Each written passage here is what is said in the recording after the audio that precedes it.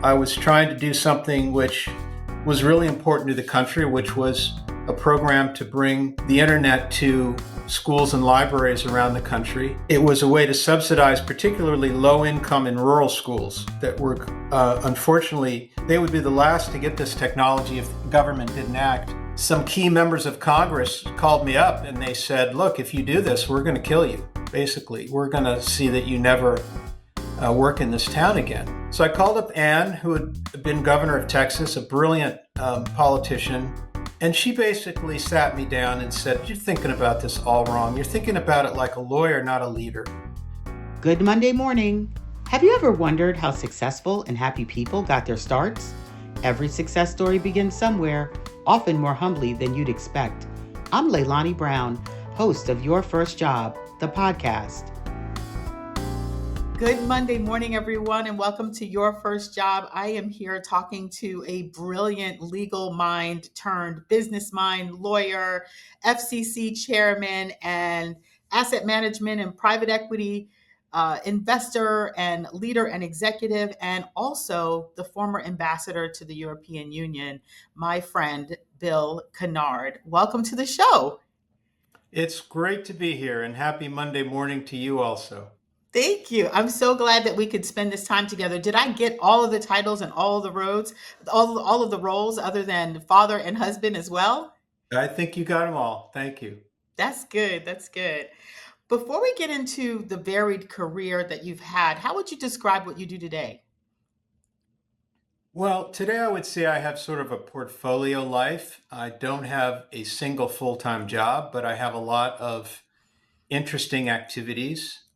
I'm chairman of the board of AT&T, which keeps me fairly busy. I'm also on some other for-profit boards. I'm a trustee at Yale University, and I'm co-founder of a private equity fund, which invests primarily in technology and telecoms. And so the beauty of this life is that I don't really have a boss except the woman I live with, who you know well, uh, and I that's do. fine with me.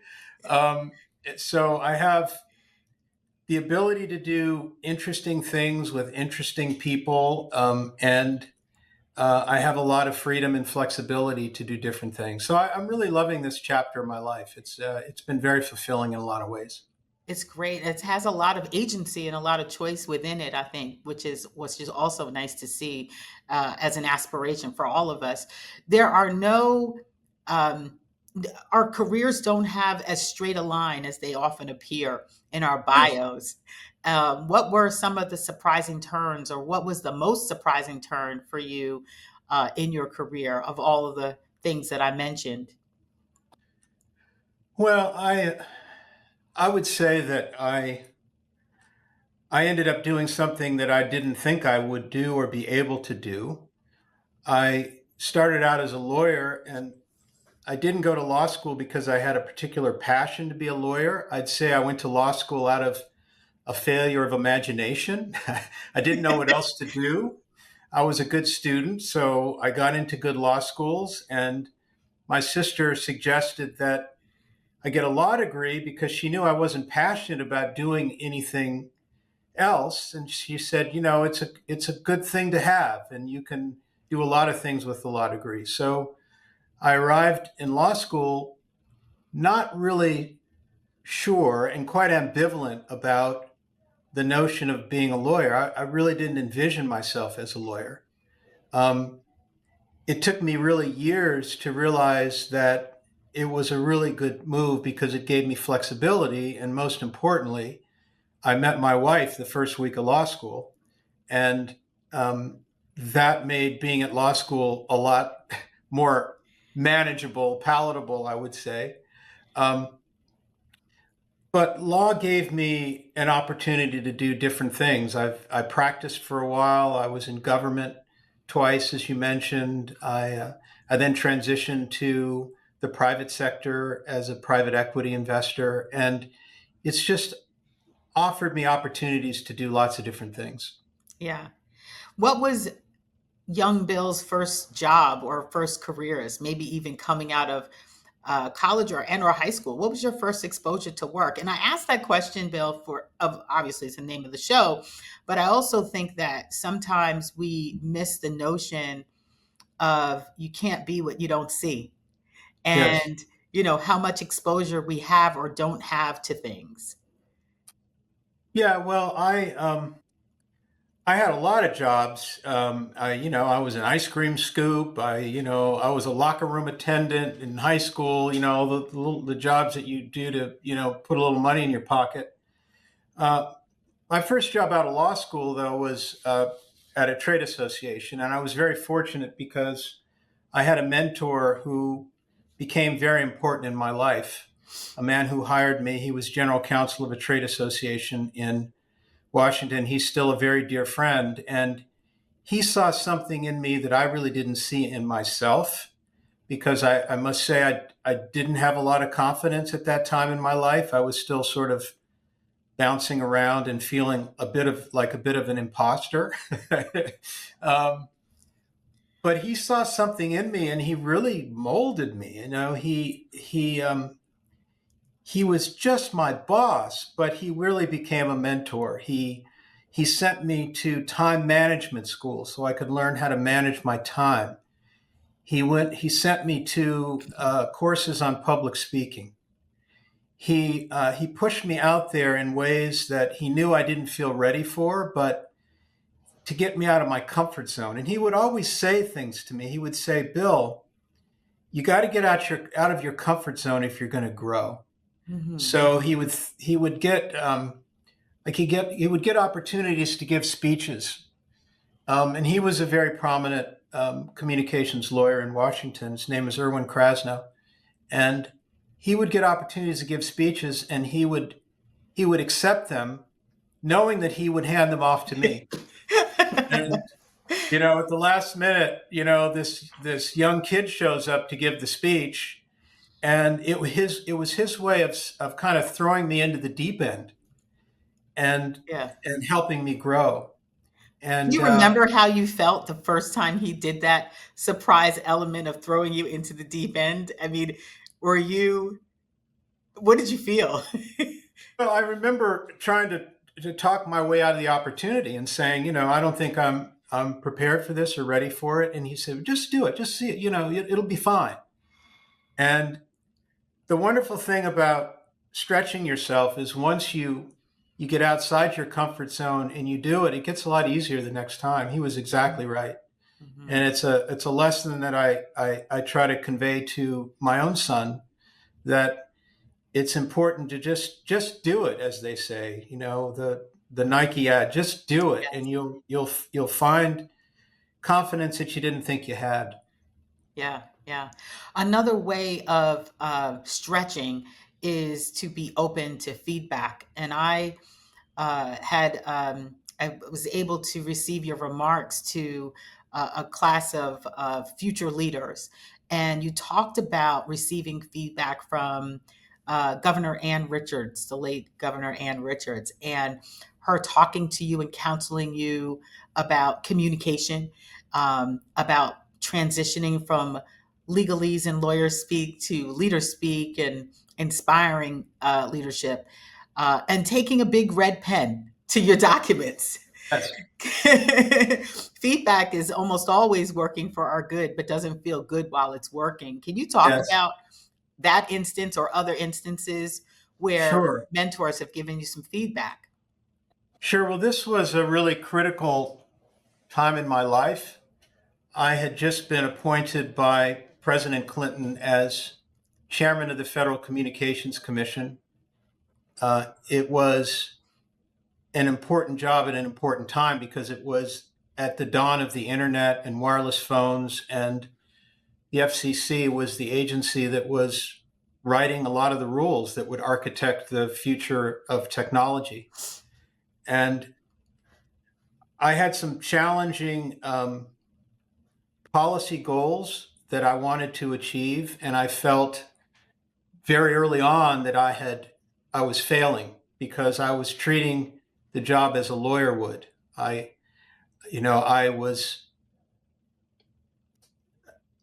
I sort of envisioned the job as I was a litigator, and if I could make the best appellate argument to members of Congress and other policymakers, then they would see the wisdom of my brilliance and they would just come along. But it wasn't about that, it was about politics, right? And I was in trouble. I got to a point where I was trying to do something which was really important to the country, which was a program to bring the internet to schools and libraries around the country.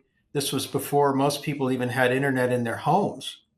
And uh, it was a way to subsidize particularly low income and rural schools that were unfortunately probably on the last, they would be the last to get this technology if the government didn't act.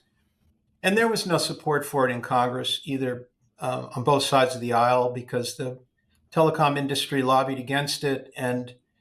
Um, and at a particular juncture, some key members of Congress called me up and they said, look, if you do this, we're going to kill you. Basically, we're going to see that you never work in this town again. And I remember going home and telling my wife, I think I've failed. I've disappointed the president and the vice president. This was going to be a signature program for them. So I called up Ann, who had been governor of Texas, a brilliant politician. And she basically sat me down and said, you're thinking about this all wrong. You're thinking about it like a lawyer, not a leader. And the incident that you mentioned is she said, well, just show me your speeches. And so I gave her my speeches, and I'll never forget, she theatrically took a red pen and made a big red mark through every page. And I said, well, Anna, I guess you don't like my speeches. And she said, in her Texas drawl that I won't do justice to, she said, your speeches sound like they were written by a lawyer. And I said, well, they were written by a lawyer. I'm a lawyer. And she said, what makes you think anyone would want to read a speech or listen to a speech written by a lawyer? And that was her way of saying, I was just approaching this all wrong. Mm-hmm. And through a series of tutoring sessions and helping me with get through it, she really taught me how to lead, not as a lawyer, but as a leader. And it was that was a critical time in my life. Yeah, I'd imagine so. I want to stay with that program and what you were able to sell. And by the way, before I even get into that, Bill, as I know him as a friend, is one of the most humble people that you will ever meet. But these are real names that he's dropping: President Bill Clinton, President Obama, and Governor Ann Richards, and so many others, and he himself. But take us back to that time, and let's talk about that program and E-rate and how important it was. I mean, I can't imagine a life today without E-rate, without, and even if we don't talk about it programmatically, can't really imagine a learning environment and a classroom environment that didn't have digital access. You want to talk about a digital divide, and can you even imagine how we would have processed and moved through COVID and after COVID with all types of different learning modalities? But at the time, it was pretty revolutionary. And I think it's just important to note, because we take so much of it for granted. You've also been called the greatest consumer champion of technology, working on behalf of the people. What do you think today is the greatest digital divide that we are having? Or are we evening up the access to technology into the internet? Well, we've made progress, but people often like to say that the digital divide, which is a term that we coined back in at the Clinton administration when the internet was just getting started and people were just waking up to the power and possibility of this new technology. It never really closes. It just changes. And so the goal of policymakers should be to make sure that everybody gets access to the technology that they need in their lives. So you mentioned the pandemic, which was a really important example of the digital divide manifesting in more recent years. During the pandemic, many young people couldn't do their homework because they didn't have access to broadband and computers. Um, the most recent chair of the FCC under President Biden coined a term called the homework gap. 17 million young Americans couldn't get educated during the pandemic because they didn't have access to broadband. And this is, long after people got first dial-up internet and then broadband and wireless phones and then broadband over wireless. So that's an example of how things are always changing. Policymakers always have to keep vigilant and make sure that the most vulnerable among us have access to the tools they need. Mm-hmm, mm-hmm. Have you been, do you think, seeing it from a macro level, always unafraid? I mean, you were a tweeting ambassador. You had a Twitter conversation back again when this wasn't a popular thing to do. Do you think that there's a level of forward thinking or just being unafraid about embracing technology and even venturing forward that has been a hallmark to your career? Yeah, well, I've been blessed in that I got involved in technology and technology policy before it was cool, pre-internet, and so I've always had an interest in new technologies. I'd say I'm an early adopter of Mhm. technology, and that has served me well. But I've noticed that people in government often do better if they're watching what young people are doing with technology. I mean, we saw it in the last election, right, where uh, Donald Trump, a 78-year-old candidate, bested a 60-year-old candidate by understanding that podcasts are where a lot of young voters are going Yes. to get educated and get news and to form their political views. And so, it's a good example. I was lucky. I was an early supporter of Barack Obama, who was a groundbreaking politician in terms of his use of technology. He Hmm. pioneered communicating with voters and raising money over the internet before anybody else. Right. And that fueled his campaign and made him president. Yeah. But it's things are always changing, and it's Yeah. it's so different now. Yeah. So it's interesting to watch how politics is always being changed with new technology. Yeah. I think technology has been politicized, and we saw it, at the beginning of your career in E-rate and trying to get the bill passed, and the influence of lobbyists, quite frankly, on whether that was going to get passed. And then literally in our news today is TikTok, and should it be allowed to continue? Should it not? Uh, any thoughts around TikTok and that as because that has also fueled a creator economy too, and there are people that are really making their living by being influencers and creators on TikTok. I don't want to put you on the spot, but any thoughts on the TikTok challenge as we face it?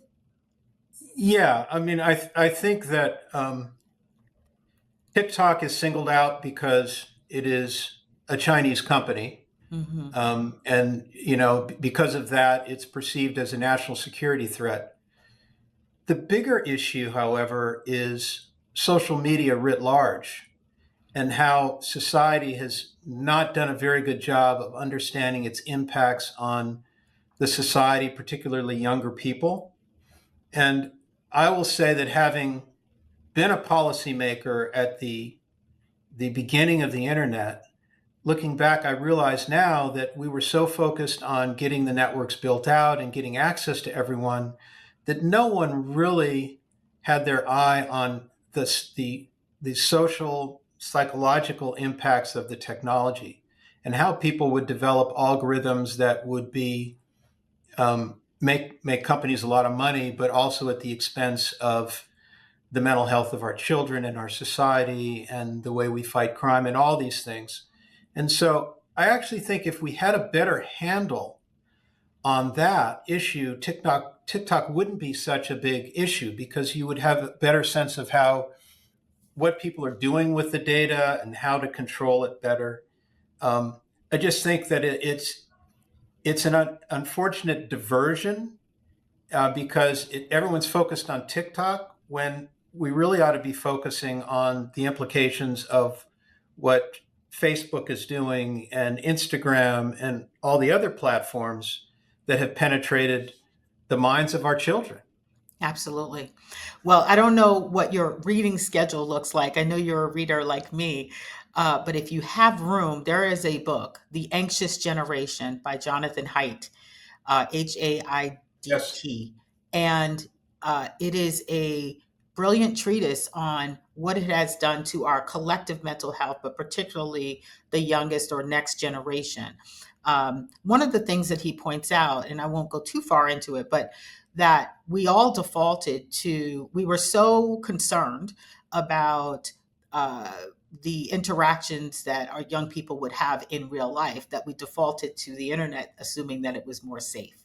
But it has created mental health challenges, anxiety, and harm in different ways to different segments. And the way that girls respond, the way that boys respond, it's very, very different. And it also has damaged risk taking and vulnerability and relationship, development. So I think it's a really interesting thing to look at. And you can't just look at TikTok just for TikTok's sake, but you have to look at the impact and what it's doing to learning and what it's doing to relationships. So it's a really good book. I highly recommend it. I want to go back to the power of relationships and network and cultivating, because I think that that is becoming related to social media in some ways, a lost art. Going to Yale Law School, it's a great credential, arguably a great network, but it's just not enough to check the box. Certainly, you cultivated a network and a relationship over time with a lot of people. What were some of the things that you did intentionally to maintain relationship and connection with people? Because we know that people do business with people they like, and they promote them and they provide opportunities and they connect them to new opportunities. They give them the benefit of the doubt when they mess up. But what are some of the things that you've done over the years to cultivate relationship and network?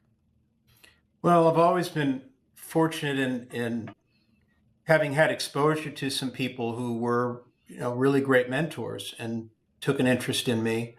I always tell young people that it's really important that you find mentors in your life, both people you work for and people that you don't work for but are sort of in your network, in your orbit. And it's hard as a young person just to reach out and connect with an older, more successful person. But I get these calls quite frequently or emails quite frequently of young people saying, "Gee, I've heard about your career. It's really impressive. And, could you give me some advice?" I always make time for those young people because people made time for me and it made all the difference in my life. Now you have to be prepared that a lot of people they'll ignore you or they say, "I don't have time for this." But if you take the time as a young person and reach out, someone will answer the phone and be willing to give you advice. And it can make all the difference. And I think of people in my life who've reached out to me or reciprocated when I reached out to them and gave me advice or opened doors for me. It's made all the difference. I wonder if you could talk also about what you look for in terms of candidates. What are some of the things, as people are looking for new positions and new opportunities? What are some of the things that you look for in a person who aspires to work with you or for you? Could you talk about what some of Sure. those things are and how they demonstrate it, even on an interview?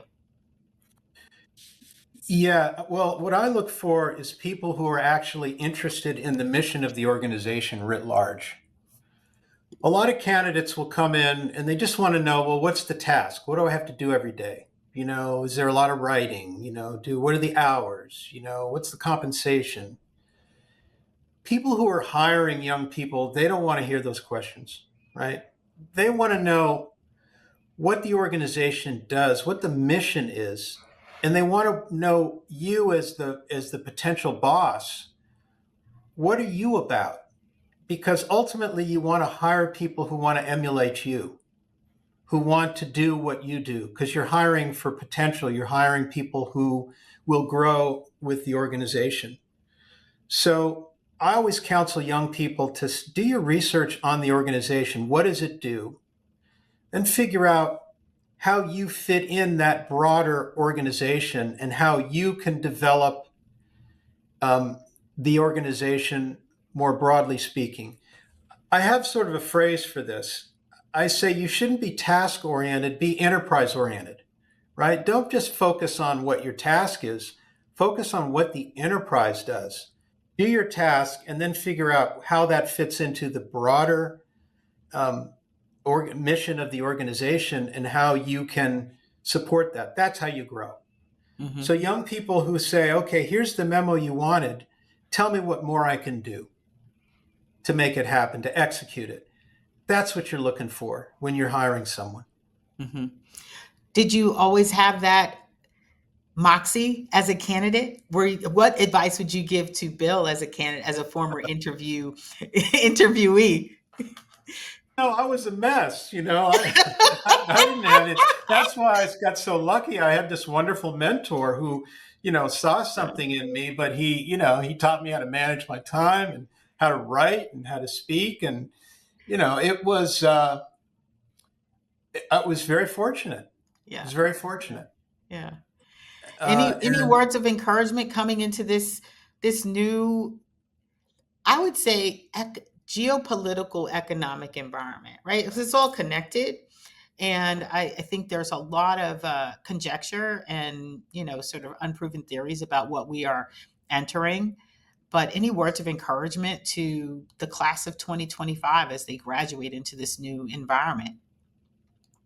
Well, as you well know, you've written books about it. The job market's very different now than it used to be in terms of the kind of preparation you have to do for your career. People they move around a lot. They are looking for projects at various companies. They're not looking for necessarily for a career. And Vernon Jordan, who was a mentor of mine and just a wonderful guy, told me something I'll never forget. He said, "Don't look to anybody else to manage your career but you." A lot of people that go to a company and they say, "Oh, well, the company said that I've got a great career path here," and they just sit back and wait for the company to manage it for them. It's a big mistake. You have to manage your career understanding that you're going to be working for multiple organizations and companies, and ultimately, you want to formulate your own vision of what you want to do as a leader and then fulfill that vision. And maybe you do it as an entrepreneur. Maybe you do it as a leader in a company, or maybe you do it on your own, like what you're doing, Leilani. Mm-hmm. It's to prepare for that. You really have to think in a multidimensional way of what your skill set is. Yeah. And not do one thing.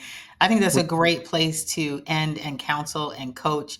Bill, thank you so much for spending time with us and giving a word of encouragement to all of the job seekers out there. And we talked to early career, but we also talked to people who are pivoting and looking to change. So this has been very, very helpful. Thank you so much. My pleasure. Great to see you, as always. Great to see you. Your First Job is a production of Giant Steps, LLC, a company working at the intersection of strategy, culture, career, and education. I'm Leilani Brown, CEO and host of the show. Many thanks to our executive producer, Sam Osborne, and Maxwell Brown for producing our show music and this episode. You can learn more about our company and the podcast by visiting giantstepsllc.com. Thank you for listening.